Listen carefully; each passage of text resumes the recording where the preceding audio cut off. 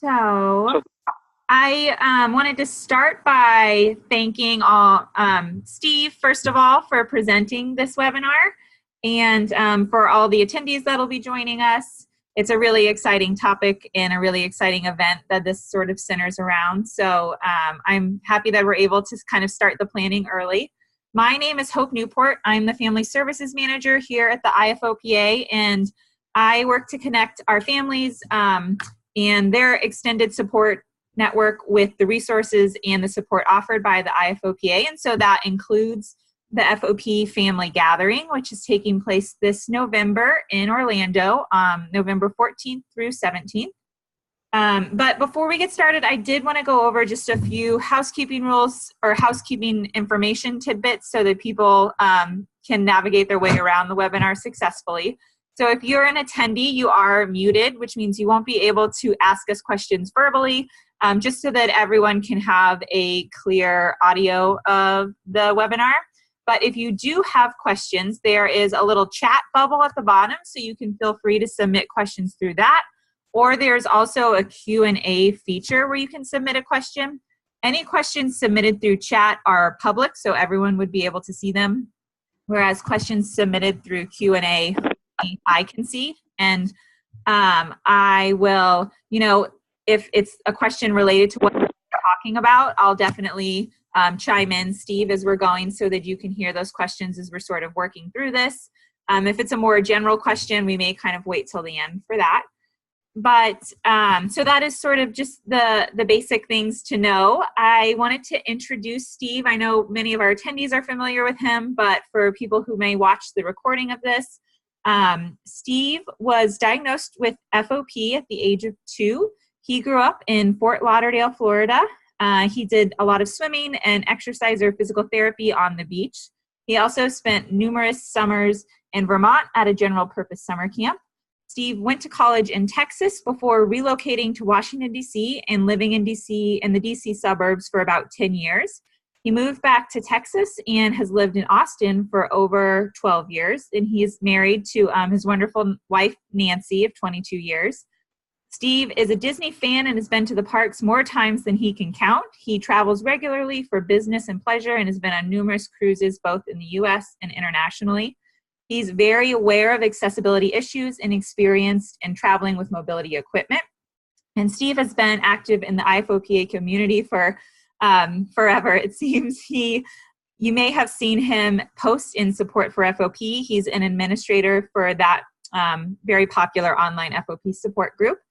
So I'm excited to have Steve share his sort of expertise in the Disney world with all of our families so that their experience can be, as enjoyable as possible. And with that, Steve, I'll let you take it away. cool. And if we can open up the lines, I think that would be great for this presentation because we've got a few people online and really want to have this as a discussion, if that's okay. So I don't think I have the ability to unmute attendees. Okay.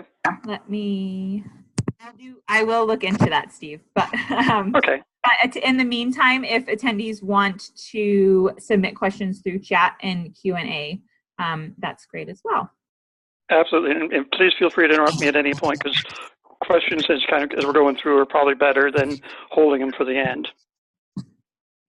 And I do want to say that the presentation will be available through the IFOPA for download. There are a bunch of hot links in it.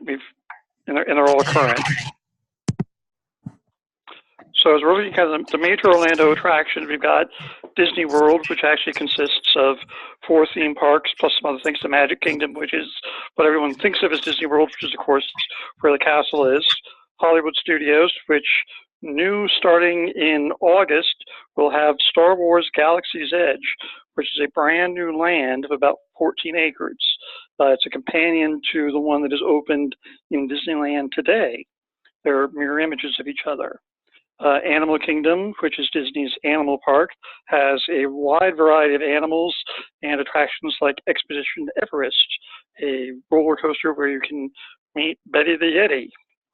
And Epcot, which is the experimental prototype community of tomorrow, which has both Future World and World Showcase, which is a easy way of going around the world in a little bit under a mile. Disney also has a couple of water parks, Typhoon Lagoon and Blizzard Beach. Typhoon Lagoon's rides are a little steeper than Blizzard Beach. Blizzard Beach is a little more family friendly. There are actually a couple of miniature golf courses as well. Disney Springs is another attraction at Disney, and it's free. It's a collection of a couple hundred stores and a bunch of good restaurants. It is a really lovely place to spend a nice, warm, or mild evening.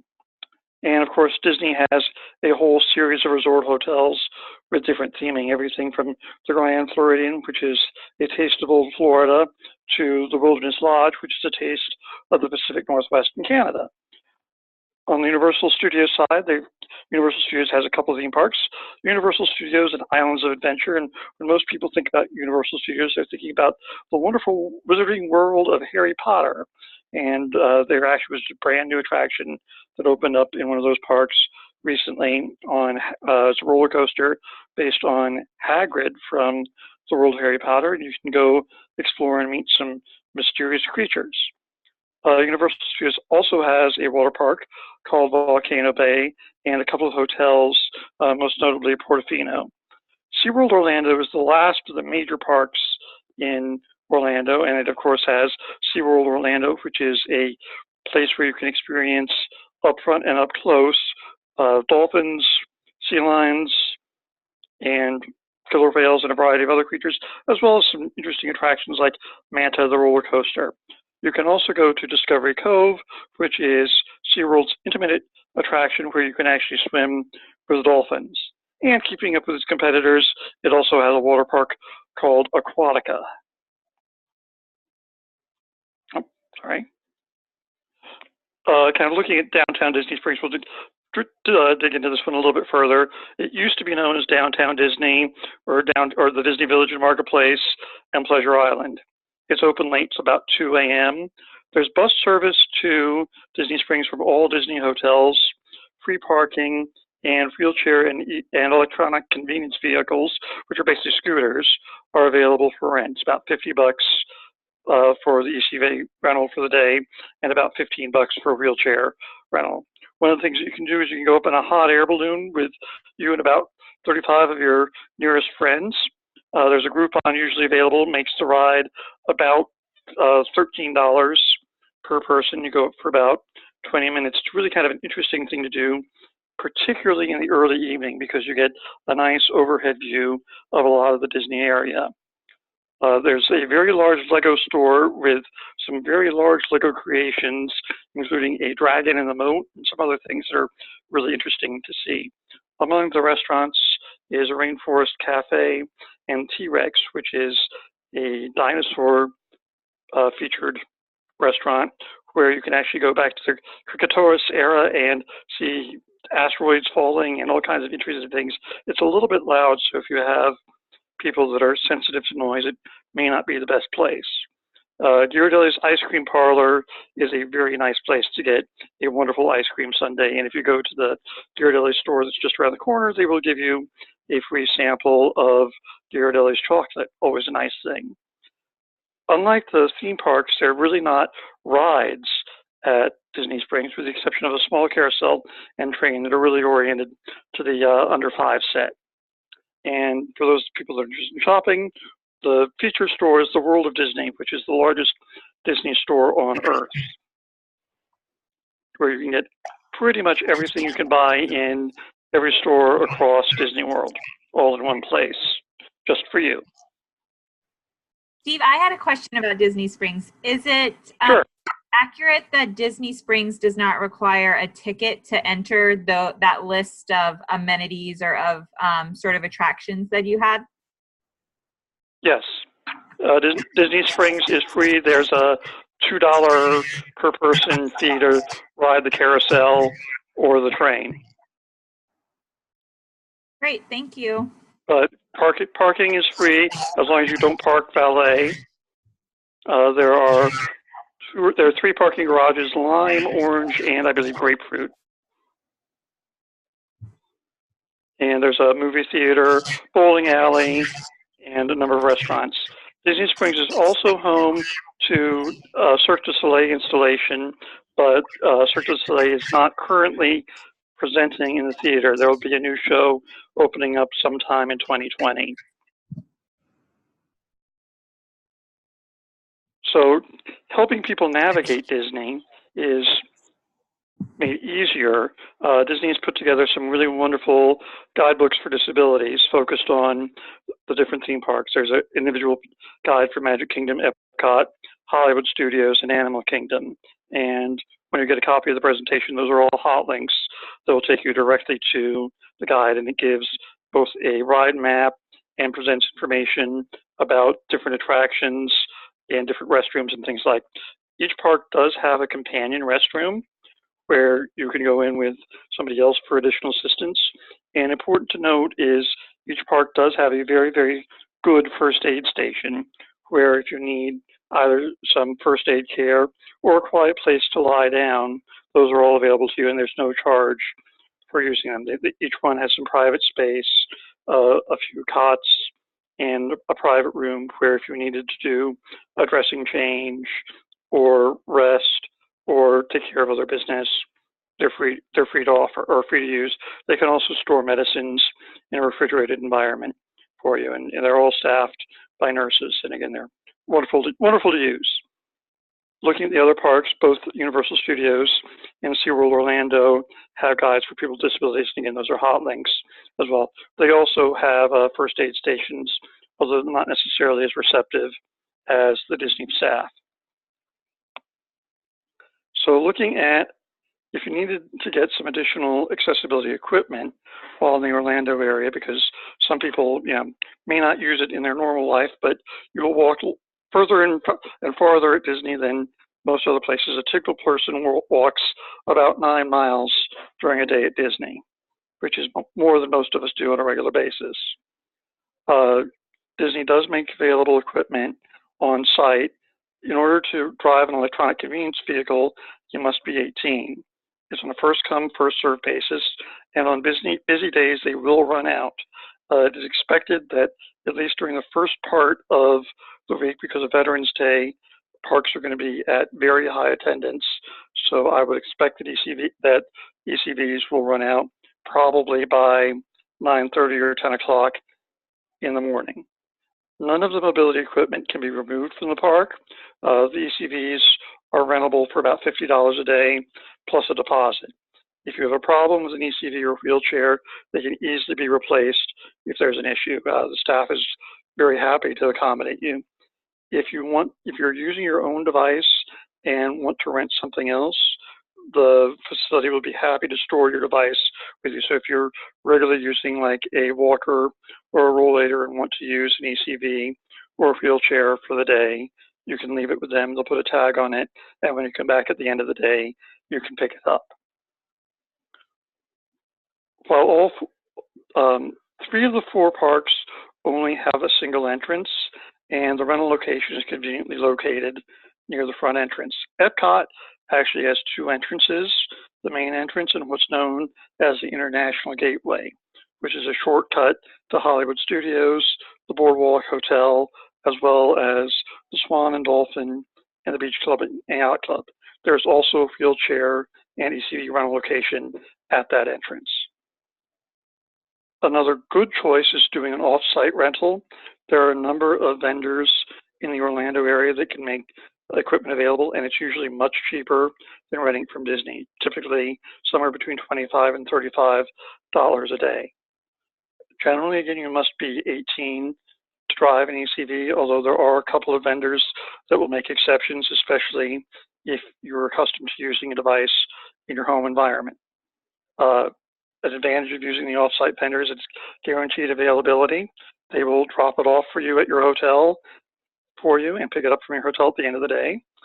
If there's an issue, most vendors can meet you in one of the theme parks to replace equipment. Costs vary a little bit from vendor to vendor, and some of them have a separate charge for insurance against theft or damage. I would always advise taking the insurance if it's offered. Different vendors do have different products. They also, some of them include pediatric wheelchairs, as well as power chairs manual chairs, and other equipment. And I do have a list of about 10 or so vendors that's available. If anyone needs it, please feel free to reach out, and I'll make sure that Hope has a copy as well. So as we're looking at visiting Disney, we're going to talk a little bit about the My Disney experience and Magic Bands. Those are kind of two keys to the kingdom for the mouse. The My Disney experience is both an application that you can use on your Android or Apple device, as well as a website. It gives you easy access to things like park hours, see your ticket status or buy a ticket, make a fast pass or see your fast pass reservations. And I'll talk a little bit more about fast pass in a little bit. Basically, that's the way of making a reservation for a ride well in advance. You can also see and make dining reservations online. We'll talk about that a little bit more as well. You can also see information about your on-site hotel reservation if you're staying on-site. And again, once you get a copy of the presentation, there's a link to the My Disney Experience website. The Magic Band is available either for purchase, or if you're staying on Disney property, you get one free. And what it is, it's a wristband that's got a little RFID and Bluetooth signal in it. And basically what it can do is it lasts for several years, and basically it serves as a key to your hotel room if staying on Disney property, a link to your electronic ticket that's stored in My Disney Experience, so you don't have to take out a physical ticket at all to get in the park. You just kind of wave it by a sensor as you come in, and it shows up green here. And you can also use it for accessing the fast pass lines. I'll talk again a little bit more about that in a moment. They're pretty useful rather than having to maintain a physical card or fish something out of a wallet or the like. There's no requirement that you get one. If you do not have a Magic Band and purchase a ticket, you'll get a plastic credit card that functions basically the same way. If you're buying one, they're about $14. They've come in a variety of different colors and patterns, everything from cars to Disney princesses to the Avengers and more. Looking at Disney transportation, Disney has a wide variety of transportation available to anybody visiting Disney: buses, monorails, boats, and starting in early fall, new gondolas that will help people get from some of the hotels to Epcot and Hollywood Studios. There's no charge for using any Disney transportation. All routes are accessible to people using mobility equipment, whether it be a wheelchair or a scooter. On some boat routes, however, they alternate boats so that one boat may not be accessible, but the next one will be. And it's usually about 10 or 15 minutes between the boats. And that usually occurs on boats going between the Grand Floridian and the Magic Kingdom, and the Wilderness Lodge and the Magic Kingdom. Disney transportation runs at least 1 hour before and after park opening, or 1 hour before park opening and after park closing. Disney does not want you to have a good time there, but does not want you to get stuck at one of their theme parks. So if you're staying at a Disney hotel, they will always find a way to get you home. Probably the easiest way to get from a park to park is from Hollywood Studios to Epcot. There's a little river that has a boat called a friendship boat that goes between the parks. You can also walk it. It's a little under a mile and takes about 15 minutes at a reasonable pace. There are also taxis if you're trying to go between Disney and Universal. Another transportation mode that's not on the slide is what's called a minivan. And it's actually an M-I-N-N-I-E van, as in Minnie Mouse. Those are available. Those can be called up. It's using the Lyft technology, or if you're looking for an accessible minivan, there's a phone number that we'll make available to you. It costs about $20 to start a ride. Typical rides take about $30 to go anywhere on Disney property. In looking at parking, parking is available at each of the theme parks. It's $24 per vehicle per day. And once you pay to park at one park, you can take your car to any other park and not have to pay a second time as long as you have your receipt. If you're staying at a Disney hotel, there's now a charge, varies a little bit hotel to hotel on what you pay overnight, but If you're a Disney hotel guest, you don't have to pay parking at one of the theme parks. As I mentioned earlier, there's free parking at Disney Springs.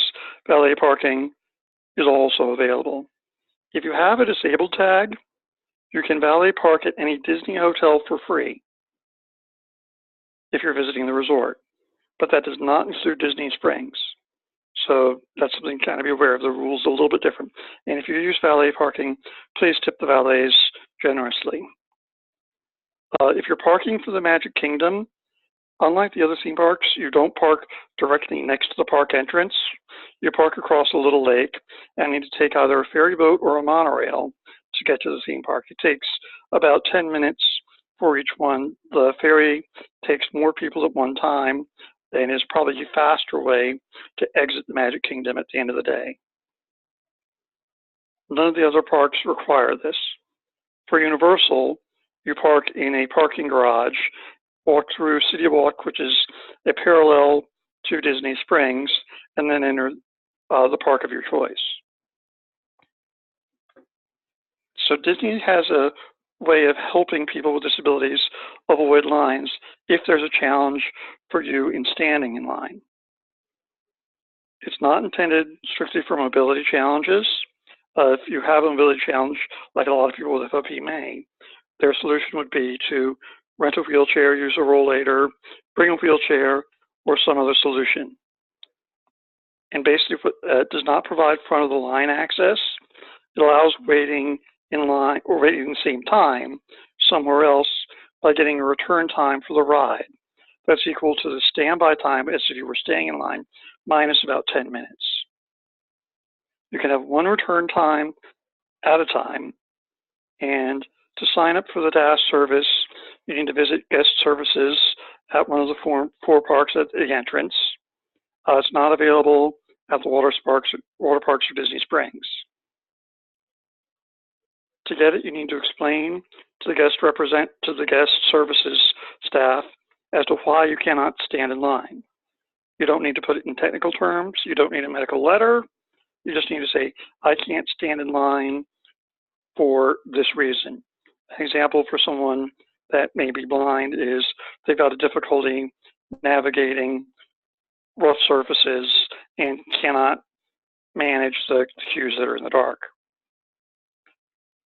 For everyone receiving the DAS service, there can be 6 other folks associated with the account.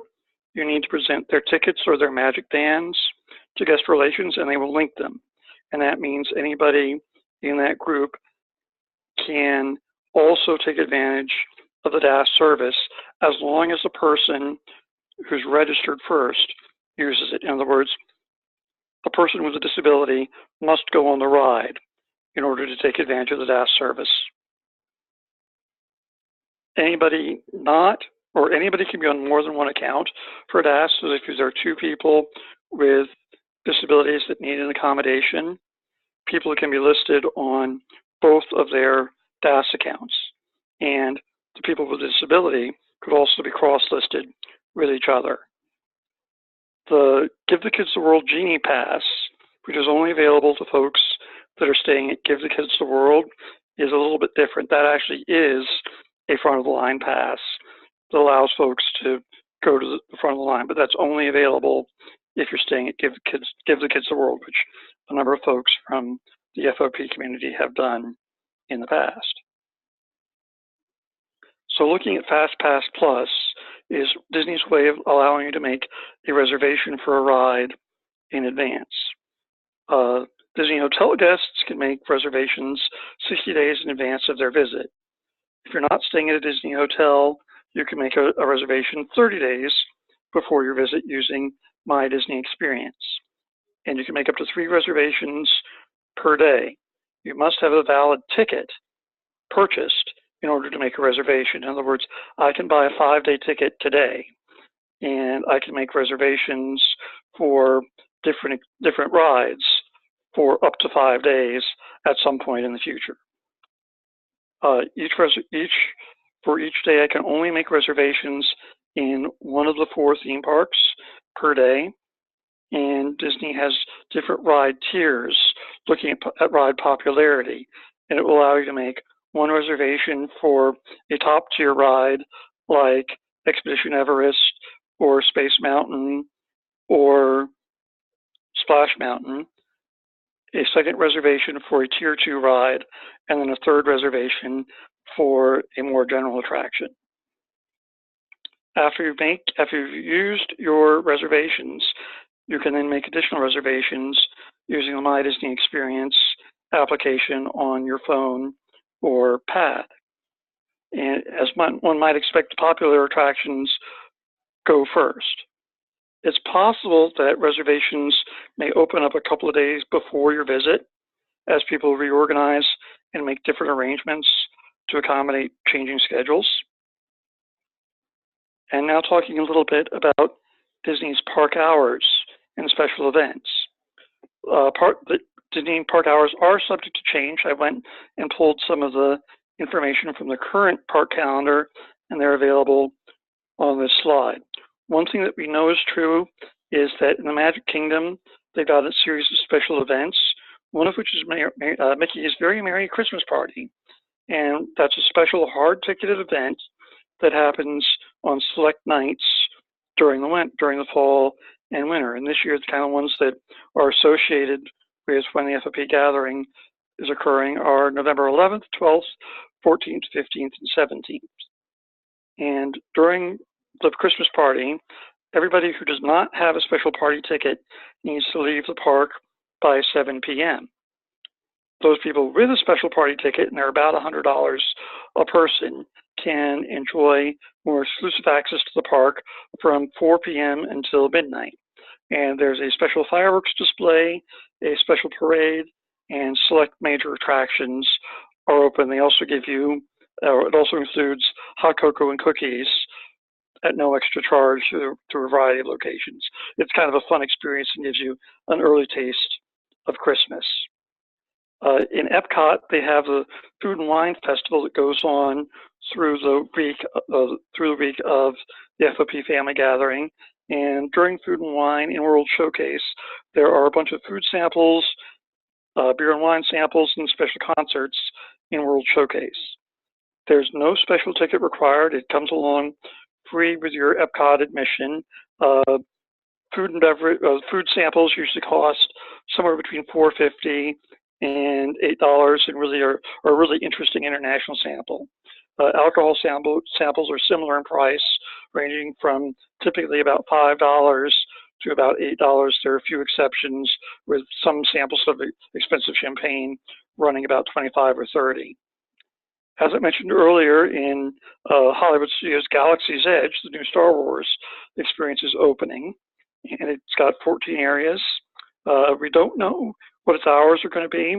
There are going to be 2 attractions in the area, Smuggler's Run and another attraction. Smuggler's Run, which is a Fly the Millennium Falcon, will definitely be open. And the Galaxy's Edge experience is really an immersive experience where you can use your cell phone to interact with other people and exhibits. There is a variety of food and shopping opportunities. If you ever wanted your opportunity to drink green milk or blue milk from the Star Wars universe, this is your chance. Steve, we did have one question come in during that last slide, and it was actually about the previous slide. But someone was asking if there is a wheelchair entrance for the attractions, or if the DAC is the only option for those participants. Sure. Well, Disney has made a really good effort to mainstream all of its rides entrances so that in almost every case, you can use a regular attraction entrance for the ride. There are a couple of exceptions in the Magic Kingdom. One is the Jungle Cruise, and one is,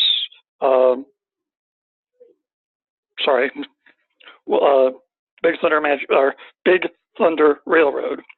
And with Disney Cruise, or the Disney Jungle Cruise, when you approach the attraction in a wheelchair, there's a cast member that's standing there, and they will approach you and say, "We need you to come back in 15 minutes," and give you a return time.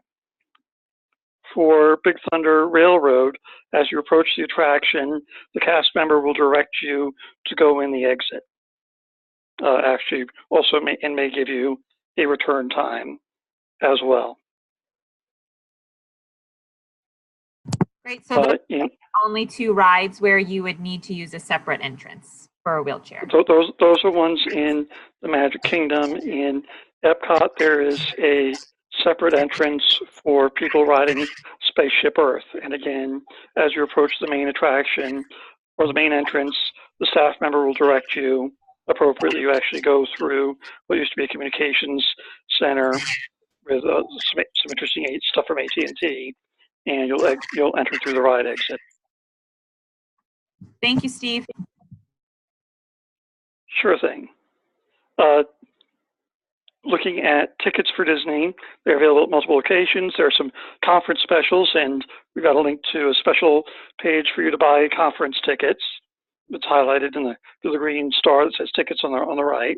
You can also get a Florida resident pass if you're a Florida resident and have a driver's license or utility bill from Florida. And again, there's actually a link to that under that tickets link as well.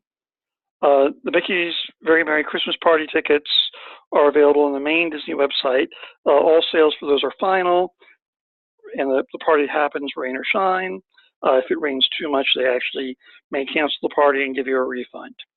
Disney is usually very accommodating if you need to make a change for another night. If you call guest services, they will usually make the accommodation. Disney tickets are not transferable after their first use. So once you use a ticket with a single person, it's theirs for life or until it expires, whichever comes first. Unused tickets may be transferred to another person. Tickets expire as the date stated on the ticket. If it's a fully unused ticket, Disney usually grants credit for another ticket purchase. So a lot of the tickets being sold today may expire or have an expiration date of 2021 or some other date in about that time period. If you didn't use it by that time, Disney will give you full face value for the ticket for a future purchase. When you first use a Disney ticket, or every time you use a Disney ticket, you may do a thumbprint scan to associate you with that ticket. It does not actually take a full thumbprint or full fingerprint. It actually takes a scan and approximates that, or takes 7 points and makes that into a number, and basically reduces the likelihood of somebody else misusing the ticket. Disney has a couple of base ideas about tickets. You can buy a park hopper, which allows you to go to multiple parks in a single day, or single day tickets, where you can go to one park per day. If you buy a 7-day pass and think that you want to use 2 of those days on the same day to use another ticket, you can't do it. In other words, if you buy a 7-day ticket, you can enter one that's not a park hopper. You can enter one park on each of 7 days. You cannot enter five parks each of one day and then use the other 2 days to enter a second park on the same day. So as you're looking at buying tickets, plan for what you need. And the more time you go to Disney, the more days you enter Disney, the cheaper the park tickets go. So that may be something that you want to take into account if you're planning a multi-day visit before or after the conference, as there may be some discounts that will impact your decision. One of the conference opportunities is you can buy a after 5 ticket for about $63 for an adult ticket. There's also a after 1 p.m. ticket that's a little bit more. That's really, really good if you're looking just at a single day park or a single day visit.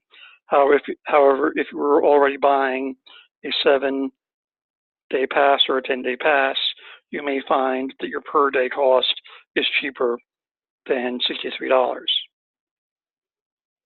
Some other considerations about Disney tickets is that you don't age at Disney, and folks that are under age 3 are free.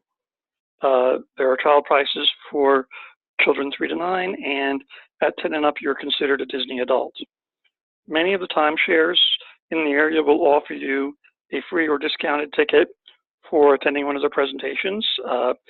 They will advertise the presentation takes about 90 minutes. They typically take about 4 hours. So it's up to you to decide whether that's a good use of your time. Generally speaking, it is not a good idea to buy a ticket from an unauthorized vendor.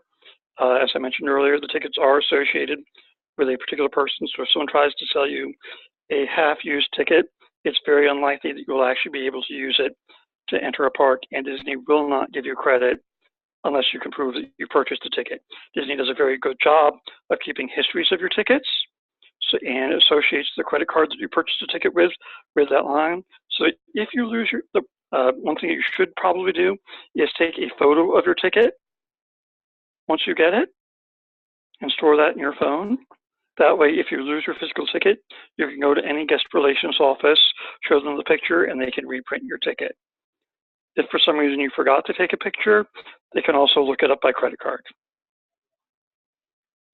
Looking at dining at Disney, Disney has relabeled dining reservations something called ADR, Advanced Dining Reservations. And they can be made through the Disney website or through My Disney Experience.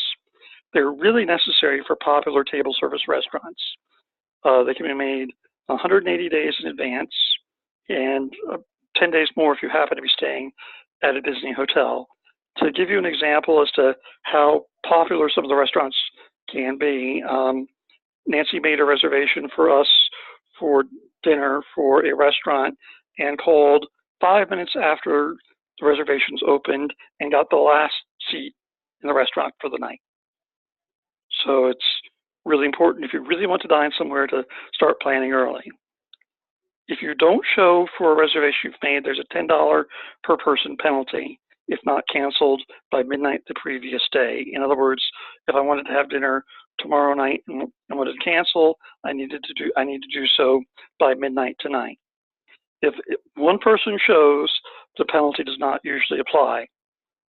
It's really important when you're making a reservation to account for every guest that's attending, even if they're infants, because Disney does not have a lot of capacity to make last-minute accommodations. If you show up with an extra person, Disney may very well turn you away depending on how busy the restaurant is. In addition to making reservations through the My Disney Experience or My Disney's website, you can also make reservations for select restaurants using Open Table. Landry's Restaurants, through the Landry's website, has a Landry's Club card that you spend $25 on to join the Landry's Club, and it will give you a $25 credit that you can use at any Landry's restaurant, and that includes T-Rex and Rainforest Cafe at Disney Springs, Rainforest Cafe in Animal Kingdom, as well as a restaurant called Yak and Yeti, which is an Asian restaurant in Animal Kingdom. The other advantage of the Landry's card is that it gives you front-of-line access without making a reservation. So if you have a Landry's card in your pocket, you can come up to the hostess, display your card, and they will take you straight to the front of the line. Another advantage with Landry's card is they give you a $25 reward in your birthday month. So if you happen to have a November birthday like I do, I will actually have a $25 credit that I can use at any Landry's restaurant during my visit. There are also Landry's restaurants around the country. Things like McCormick and Schmidt Seafood is a Landry's restaurant, as are Landry's seafood restaurants themselves. So looking at food costs at Disney, a typical breakfast at a Disney restaurant for table service is about $15 a person. Be Our Guest, which is the Beauty and the Beast's castle in the Magic Kingdom, only offers a single breakfast experience where you get to pick one of several entrees.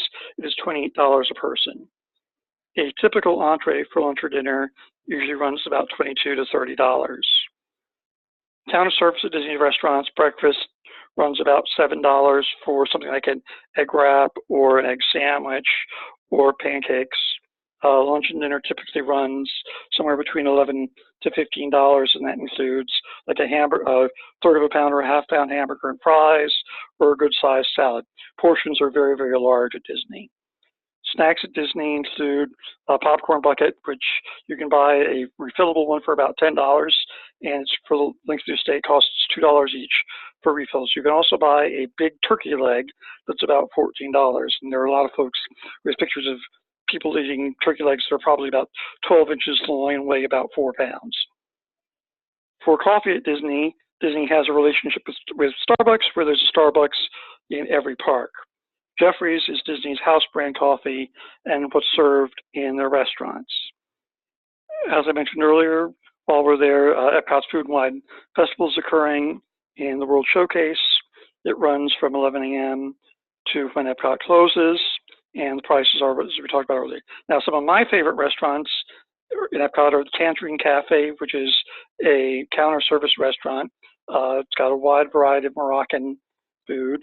In Hollywood Studios, I like 50s Prime Time Cafe, which will take you back to the 50s, and the waiter or waitress will interact with you and typically insult you and fight with you a little bit and make sure that you eat your greens. In Animal Kingdom, my favorite is Yak and Yeti, which is an Asian-inspired restaurant and has very large portions and some really good desserts, including some deep fried wontons with cream cheese and a strawberry sauce. Magic Kingdom, I'm not sure that I got a favorite restaurant. Columbia Harbor House, which is in which is over by the Haunted Mansion, has got a pretty good lobster roll if you like those kinds of things. In Disney Springs, my favorite restaurants are Raglan Road, which is an Irish restaurant that has Irish dancers around the restaurant every half hour starting at 7 p.m. Art Smith's Homecoming, which is a southern restaurant with very, very good fried chicken. Morimoto's, which is a Japanese restaurant, and Jaleo, which is a new restaurant that features tapas, which are small dishes from Spain. Looking at the attractions in the Disney theme parks, we've got a whole list of attractions, and we've identified which ones are accessible with mobility equipment, which ones require transfers, and which ones are not accessible.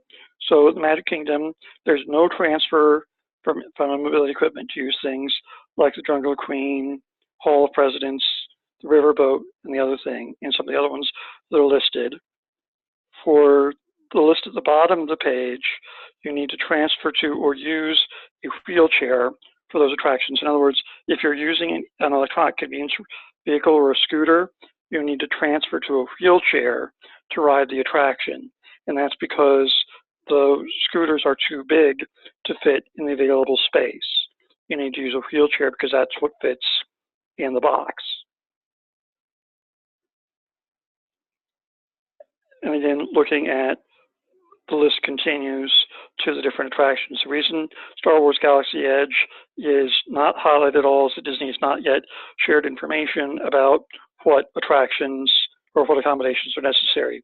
Each of the other ones that's green underline actually has a link straight to the attraction information on the Disney webpage that gives you additional information about the attraction. And again, here we're looking at where you need to transfer to a ride vehicle and you can't remain in your ECV or your wheelchair. There are a few of these, unfortunately, that are in the situation. The big hits, I think, probably are looking at Soarin', Mission Space and Test Track in Epcot, Big Thunder Mountain Railroad, and some of the other major rides in Magic Kingdom. The roller coasters you have to transfer to ride. We've got a few pictures of some ride vehicles just to give you an example. This is actually a picture of the ride vehicle for Flight of Passage, which is a Pandora-themed ride in Animal Kingdom. The two pictures on the left are samples of the ride vehicle. It's like riding a motorcycle. And what Disney has developed to help people transfer is the wheelchair that's on the right-hand side. And basically, if you transfer to the wheelchair on the right, it will rise you up and it can slide you over the ride attraction, and then you sit down. It's important to have some arm mobility to reach it. It's like riding a motorcycle, so while you don't have to hang on, it's not that violent, it may be helpful. Looking at some other ride vehicles, on the left is the Doom Buggy from the Haunted Mansion. It's on a moving walkway that they can stop if you're in a wheelchair or an ACV to transfer. Something to be cognizant of is it kind of closes up a little bit. So if your leg is fused straight, it can be a little bit challenging. If your leg is any longer than about 30 inches, I would not be tempted to go on that ride because your leg could get jammed and there's not really a good way out. On the right is the car from Test Track, which is one of the featured attractions in Epcot. As you can see, it's a pretty low ride and you have to step down into riding it.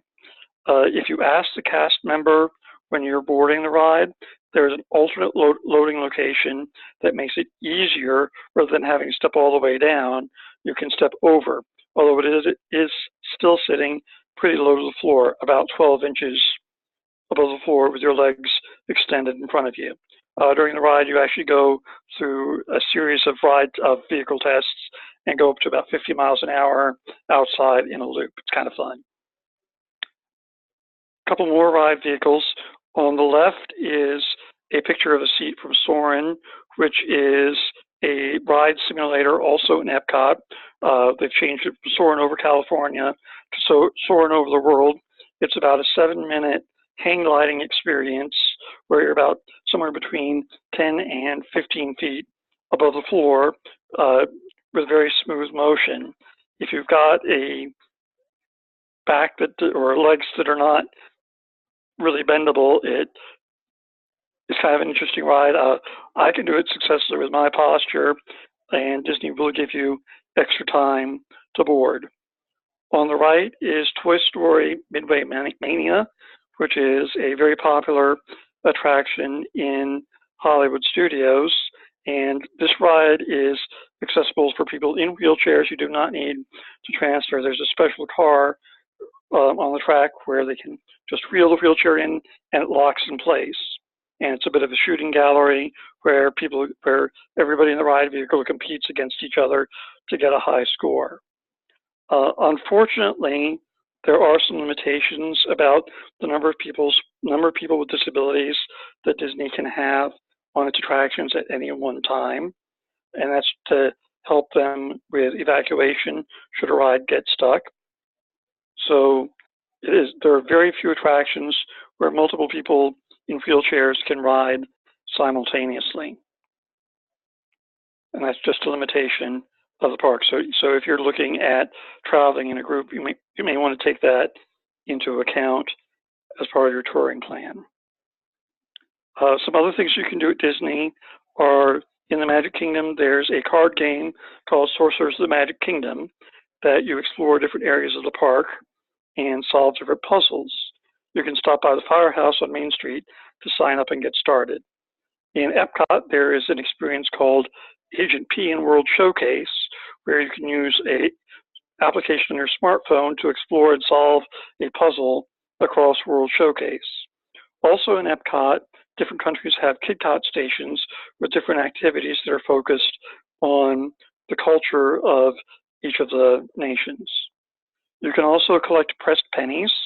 Throughout all the theme parks and hotels, Disney has pressed penny machines, where if you take a penny and a couple of and 4 quarters these days, it will press the penny, stretch it out, and imprint a Disney particular face or other representation on the coin. So it's really nice to have some fresh, clean pennies to use. You can go to the bank to get some, or you can also dip some pennies in vinegar to help clean them up.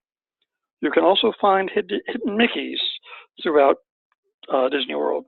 There are lots and lots of examples where you can find things like the Mickey head throughout the parks and throughout the hotels.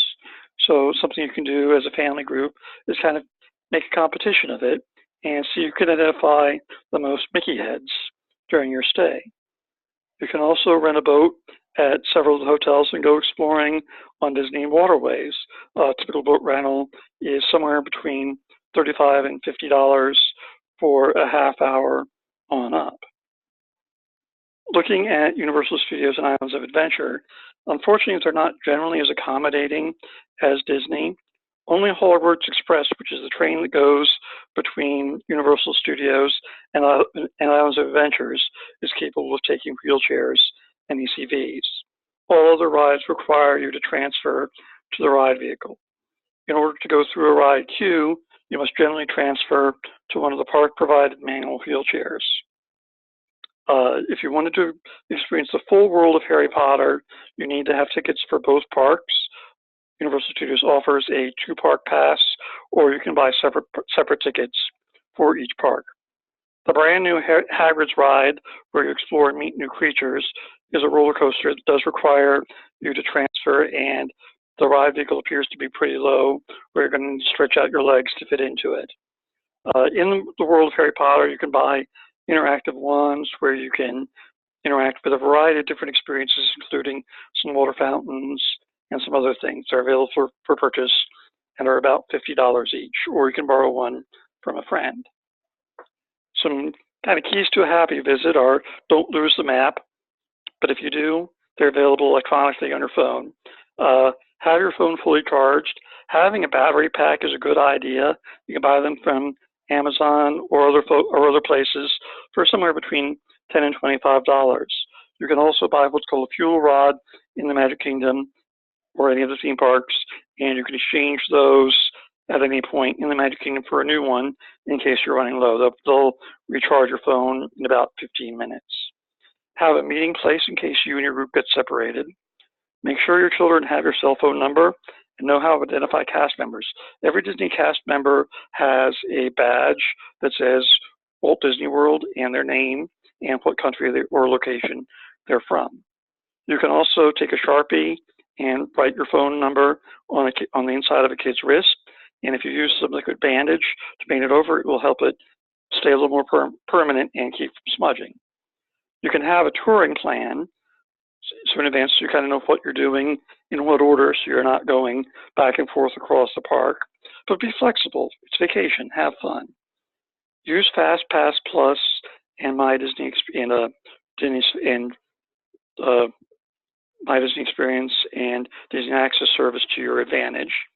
Take a few pictures along the way. Relax. Don't be afraid to try something new.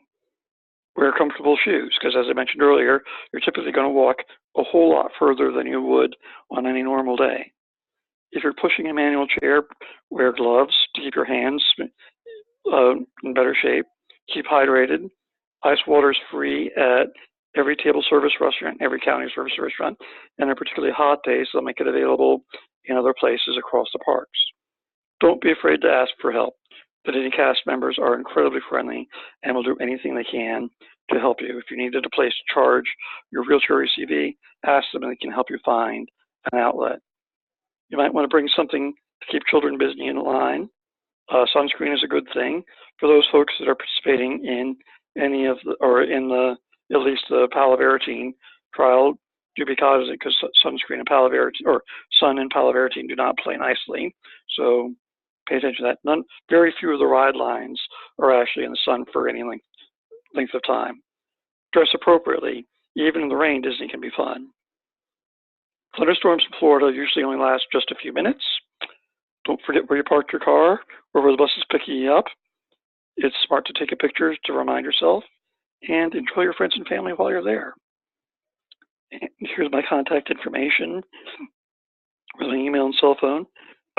Do feel free to text me at any point. I generally don't respond to email or text messages during the business day. If I'm on vacation, it's a whole different story. During this time in Orlando, I'm on vacation, so feel free to text me or message me, and I will do my best to answer any question that I can. And that's what we've got.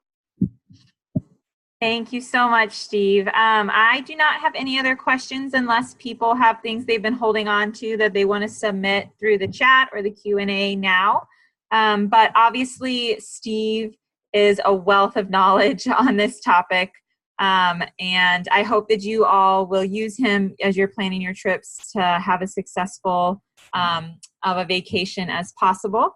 I did want to just circle back to share a little bit of family gathering specific news with all of you. So the family gathering starts on Thursday, November 14th. It officially starts in the evening with a welcoming reception where families will have the opportunity to view scientific posters from the researchers who will be attending the Drug Development Forum.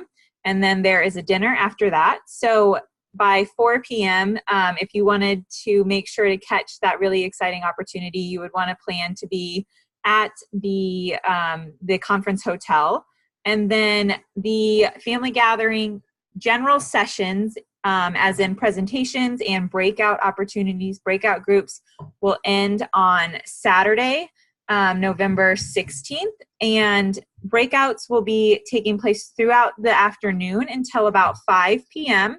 But we wanted to give families, because we're in such an exciting location, the opportunity to enjoy all that there is to offer in Orlando. So at 5 p.m., we will officially be done, and families will be free to enjoy one of the many options at the resort that we're staying at for dining, or there will also be free transportation, free shuttle or van transportation to a Disney park. So when you register for the family gathering, and many people who, if you're living outside of the Southeast and you did a family gathering before, that registration will open up tomorrow. So you'll be able to go through and register, and we do ask a question in that registration about whether or not you would plan to attend the park on that free night that will be taking place on Saturday. And so if you are hoping to go to Disney Springs or to a Disney park, it's helpful to answer that question so that we can get your reservation for shuttle transportation back to you as soon as possible. Because I know you'll probably want to have that information when booking dinner reservations. So, but I did also just want to remind everyone that on Sunday, November 17th, there will be some additional Ask a Doctor, Ask a Dentist clinics. And those ideally will be for families who are local in Florida. But there is a chance that if we're not able to accommodate everyone Friday and Saturday afternoon, that people will be asked to stay Sunday. I hope to have those done by midday to participate in those as well. So just to keep those things in mind when you're booking your Disney excursions. But, and one other thing to add that I should have included is that today Southwest Airlines opened their reservations for the period that includes the family gathering. So it's a good opportunity to purchase tickets at a cheaper price. Once the cheap seats go, they're gone. Southwest does not typically add additional cheap seats. One advantage in flying Southwest is that they have a particular customer size policy, where if for some reason you do not fit in a single seat, you can purchase a second seat, and they will refund the full purchase price for you after travel. And we did have one more question. Someone asked if there are discounted tickets after a certain time of day. And so Steve has a link in the presentation slides that will take you to the website to purchase those. So because we are staying at a Disney Gateway Hotel, we do get meeting and convention theme park, special meeting and convention theme park tickets. And so as Steve mentioned, there is a after 1 p.m. ticket that is $94, and a Twilight, it's after 5 p.m. ticket that is $63. And so those, as Steve mentioned, you may want to consider those costs if you're planning to go multiple days to the parks, because if you're just going to go for that half day or that evening, those are great price options. But if you're hoping to go to the parks multiple days, you may want to examine those multi-day ticket packages. And so since there are so many useful links in Steve's presentation, I will make sure to get this out to all of you tomorrow. So all attendees will have this, a PDF of these slides with clickable links in their inbox tomorrow, so that you can start digging into all of this information a little deeper. And we will have the recording of this webinar and any additional resources that Steve would like to have posted with it on the website by early next week. So yeah, you will get the clickable links to access that ticket website tomorrow. Yeah, so if no one else has any other questions, I think that concludes our webinar. And I just want to say thank you one more time to Steve. You are truly, it's so refreshing to sit here and listen to you talk about all of this, because I know that you're an experienced Disney veteran and that you are providing such useful information that will make this experience even more enjoyable and less stressful for our families. So thank you so much, Steve, for taking the time to put together this presentation and to share your experiences with us. My pleasure. All right. Well, And good night to all. Yeah, enjoy the rest of your nights, and please feel free to reach out to Steve or myself if you have any other questions, and I'll be in touch more tomorrow. Bye.